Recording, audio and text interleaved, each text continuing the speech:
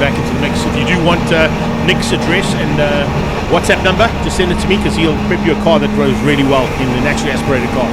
Let's go. Turbo Cup lights out, and it's the ACD Velcom car looking for a drop, but I think there might be a little squeeze through there from Leon. He might have just got to the front end and decided, no, let's have a little go here and at least get the whole shot and get my Fast Developments BMW to the front end.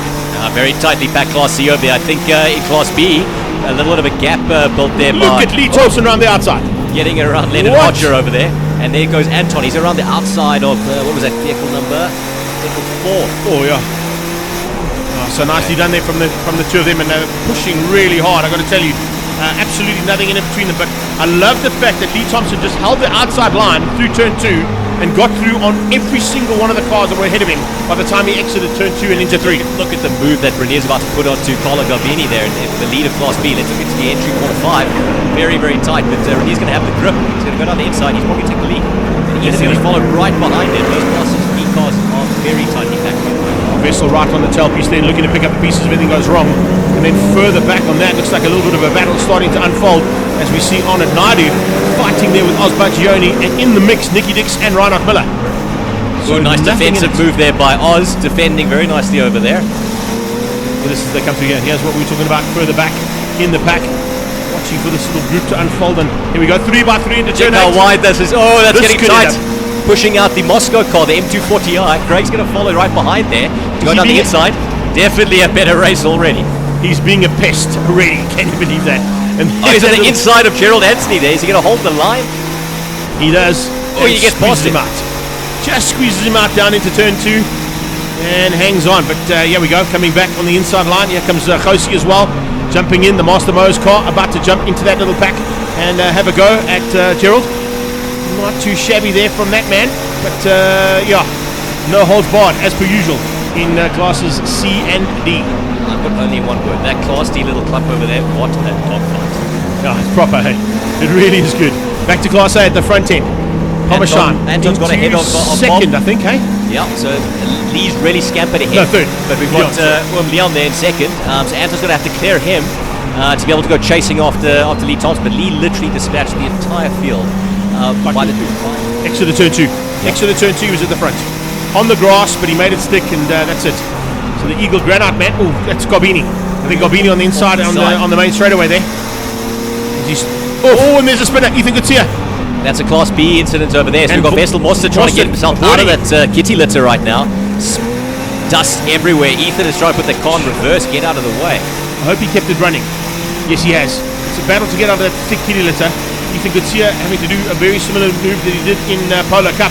He spun out in Polo Cup a while back in the exact same position and could only come back onto the circuit once everybody had gone past him, and eventually he parked the car on the inside of the track. So there we go, he's got it moving. Oh, that's not good. He'll be able to get going again, but that's going to be a tough recovery drive. I mean, from first in race 1, this is going to be really tough. Did Vessel get off of the... He did.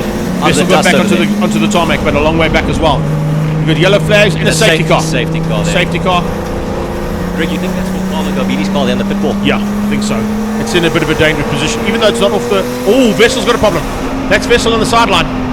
So that off-track excursion has hurt the BM, and that could be the second reason for a safety car. That's really unfortunate. They had some great racing there in Class B. I'd love to be able to see a replay on what happened in corner 2. I've got to assume someone was putting in a dive, and unfortunately too many cars in too little corner. Yeah. Unfortunately, we didn't catch it on the live stream, so we would only be able to put it out afterwards if there was a post-production show. So that's the one sad thing that has happened there with 2 cars out. Almost 3. If Ethan doesn't continue, that'll be Ethan, Carlo, and then Vessel. So that leaves Renier, last competitor. I think in Class B. He'll be the last competitor in Class B. Yes, he is. Yeah, we've got Renier Smith actually ahead of Leonard in Class A. So I think something must have happened with Leonard, if my timing is correct here. Well, they've crossed them under safety car, so those laps will count. So you're spot on in terms of that. There's only one Class B competitor left.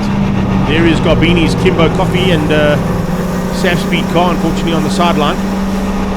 And that's one of the reasons we've got a safety car being called for. Ethan Gutierrez got going. He just went past there in the shot over the wall. So Gutierrez is back up and driving. Whether or not he's at pace, we'll have to wait and see. With the full Class A competitors remaining over there, we've unfortunately reduced Class B down to 1 competitor left, Renier Smith. Class C, we've got Oz leading that from Reinhardt over there. Then top competitors there in Class C. They're going to have a nice ding dong once this race gets underway. I have to just give a shout out once again. Cool man has found some serious pace over the last 2 races, mate. I don't know what he's been doing to that car, but it's definitely working. No, he's definitely been up there punching, for the silverware. And I'm sure it's giving Reinhardt an absolute headache. So they've got that one extra guy to get past. Unfortunately, exactly that. Great job from Alan getting it over. Alan broke out of Class D in qualifying. Did a great time at 8.7, and he's punching. Yeah, and that was a single-digit car going in there. I think that might have been Dippy, if I'm not mistaken. So Class D's Dip Civils. Oh no, wait. I'm not quite sure which car went into pit lane there, but we did have a car go into pit lane as well.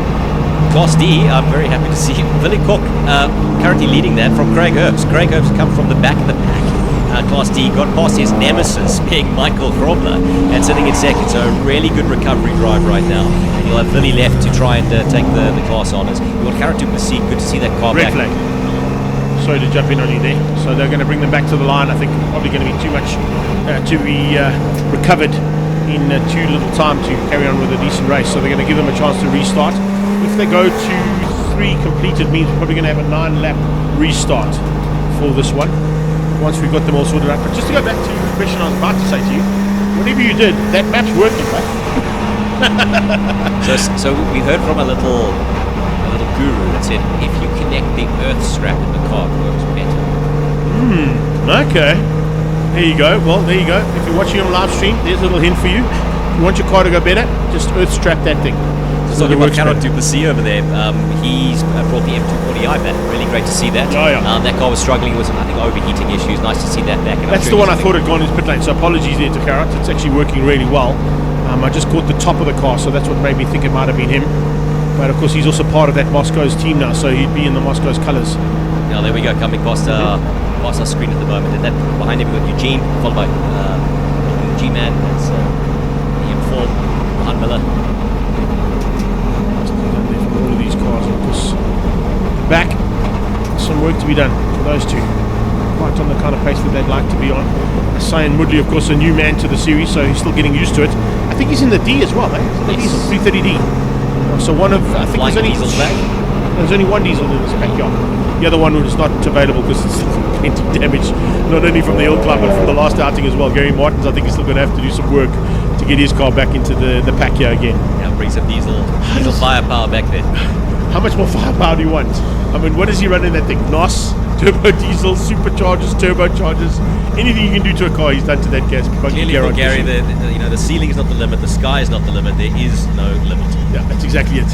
That is exactly it. Okay, well, there's one car recovered. And it looks like a couple of cars coming to the line already. They're going to just move that Sam Speed and Kimbo Coffee's BMW out of harm's way, probably to the middle of the track just for now, and then recover it after the race has come to a conclusion.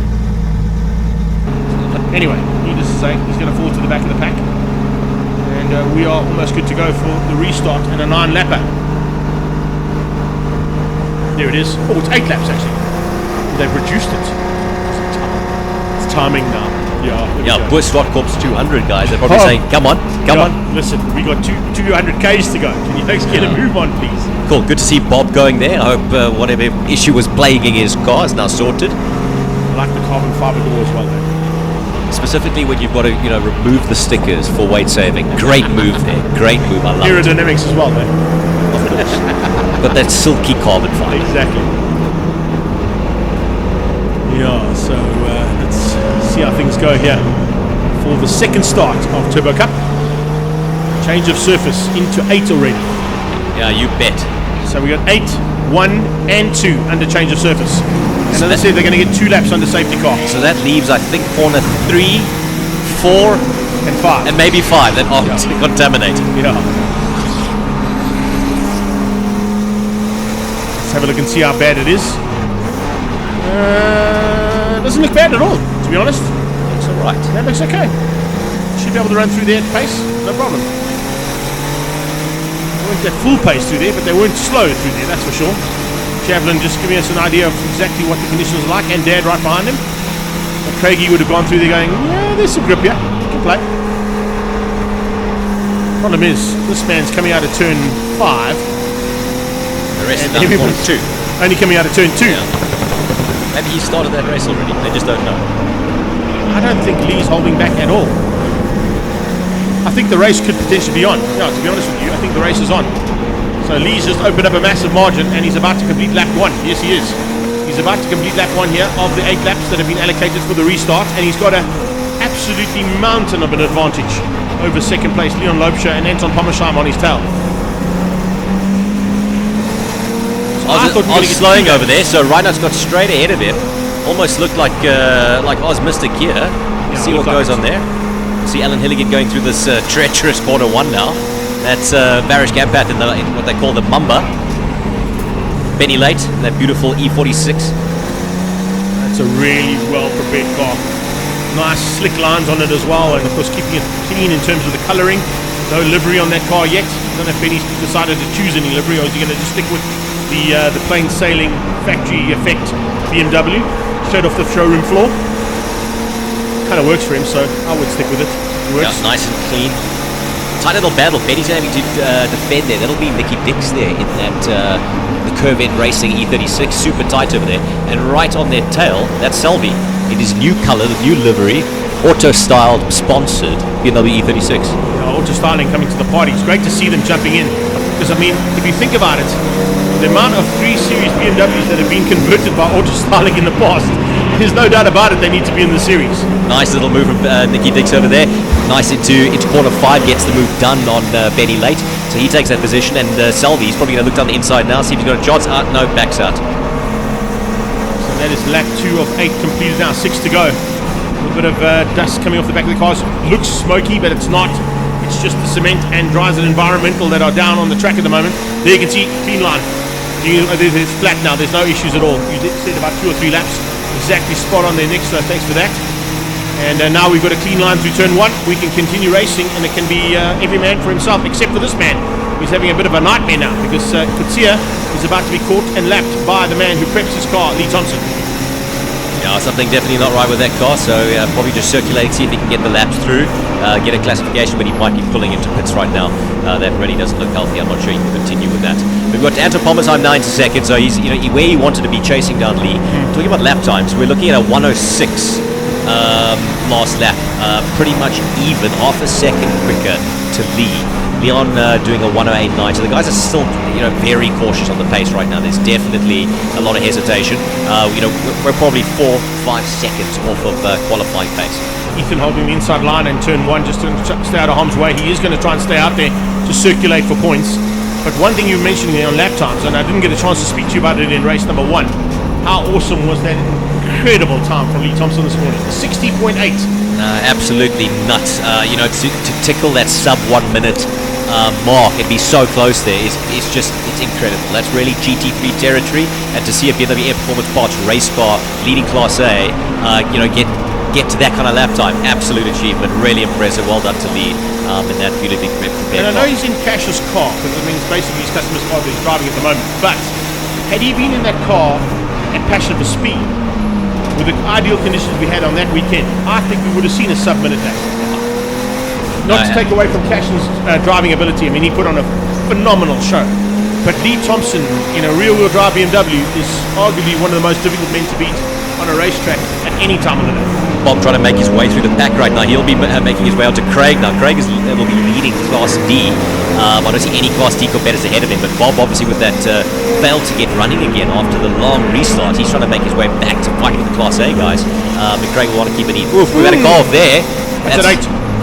Someone's run off at 8, probably under braking. That's the car of Javelin on Sami, I think. But I think it'll be Nick Naidu driving that car, I believe. So it'll be yellow flags down into turn 8, so no overtaking. There it is, Javelin. And you said Nick Naidu in the car, eh? I think Nick Naidu's driving that car at the moment, because they had a couple of switch around with the vehicles. But yeah, part of the Warden's team. I hope he's okay. That's Mitch just gesticulating. Nick Naidu on the timing sheets and a white flag being shown there for Ethan Kutsia's car, but it was actually Mitch Kutsia saying, "Oh, a big slide by Varish Gadpat." Well in the E46 keeps it out of the kitty litter, trying to defend from that. Probably Nicky Dix in the E46 coming past there. Then he's got Alan Hilligan and that'll be Selby right behind him over there. But what a big slide! You caught that exceptionally well. You mentioned the fact that thing's called a mamba. Oh, big slide. He was by- doing a mumbo, by- never mind a mamba route. Just trying to get to that one. I think this track still hasn't cleaned up. Bob was sliding the rear around over the outer corner 5, putting the power down. This looks like a drift contest at the moment. Trying to hang on. Here we go. Inside line from Bob Neal. Will there be any room given? Highly unlikely. Not from an auto-style Sav speed car, that's for sure. He's going to make him work double time. Bob Neal trying to go in the inside line now for turn 1. Gets it done under power. And yeah, slots through there as the 67 of Salvi Gutteri has to eventually give way. The slightly quicker BMW of Bob Neal. Trying to slice his way through the pack, not finding it as easy, because when you're out of position right now, that you're fighting for position. You've got no need to get out of the way. So Bob's unfortunately got to make it work, otherwise he's got no right to take that place. Lee completes lap number 6 now as he crosses the line, closing on the back markers. Incredibly closing on back markers already. And this is exactly what he'd like to have now, because it's going to give him a chance to maybe put a little bit of the cars between himself and the charge coming from Pommersheim, because he's right behind him. Anton was only 2 seconds off with a couple of cars now to contend with. Is that a red flag again? It looks like a red flag. Alright, second red flag, which possibly means that'll be a 6 of 8. Yeah, it's enough. They'll classify this race. It's 42. Because it was just starting to heat up a bit there. So I think I think with Nick in jamming around Sami's car in that position, corner 8, they probably would have had to call that. I mean, I remember the last race with the combined racing cars, when they tangled, went into that corner. Correct. A lot of recovery attempt to get those cars out of harm's way. The Larrera brothers, we'll mention them by name just because we can. But there you go. When you coming back, Rick? Lee Thompson, Anton Pommersheim, and Leon Loebscher, top 3 in Class A. Class B, there was only one. It was Renier. Class C, Reinhardt, Miller, Osbadjioni, and Anand. And well done to Class D. Craigie takes it. Whoa! Shared honours between the Herbst boys so far. It means you have to win the next race, otherwise there's big trouble at lunch tomorrow. Mike Roble in second and Eugene Ghost in third. We'll be back shortly with action from the Extreme Festival Motorsports Regional Round 3 with ATE Volkswagen Challenge. And I can see that the COC wants to have a word with me quickly. I might have mentioned something incorrectly. We'll wait and see. Thanks for joining us, as always, Nick. Great job. And catch you later on at prize giving.